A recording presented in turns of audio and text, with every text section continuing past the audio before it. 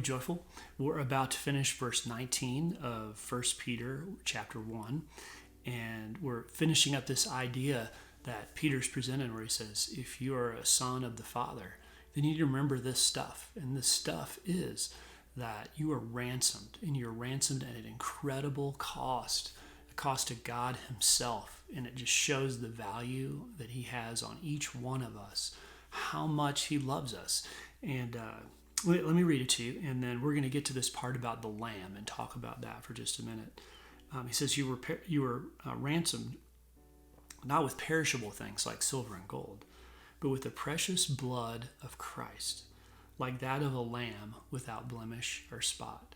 Now, that idea of a lamb that is the perfect lamb, the best lamb of the flock, being sacrificed for freedom is something that goes way back in the history of the Hebrew people, even to the time of Abraham and Isaac, but especially it plays into the Passover and the time when the people, because of the life of a lamb was given and its blood was shed, they ended up being freed from Egypt. So their release, their ransom was in essence a lamb.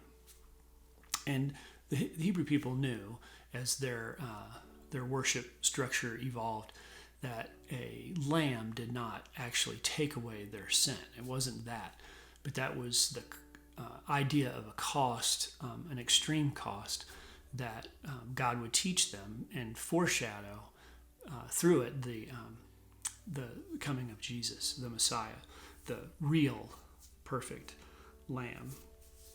But what's super cool, I think, about this, as you think about it, and that understanding that a lamb couldn't truly take away sin, is that who could really take away the sin of individuals, of every person in the world?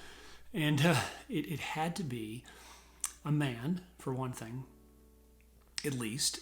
But then one man's life for another man, that might be possible. But it would take much, much more than that. And that's why it just absolutely makes so much sense that Jesus is 100% man and 100% God. And in those two pieces that he is 100% of each of, that allows him to die and be literally the ransom for all people, for all sin, past, present, and future. So, it's a theme that comes up again and again, and something we need to understand well. It's pretty cool. John the Baptist, early in the book of John, says this in 1:29.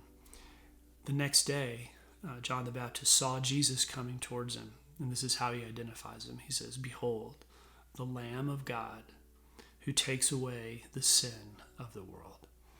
So if you have some time to journal today, spend a little time just thinking about what does it mean that, or what does it feel like to you that sacrifices were offered for sin? And the sacrifice had to be the right sacrifice. Think about that a little, and then how does that play into your understanding of who Jesus is? And then talk to God about those things.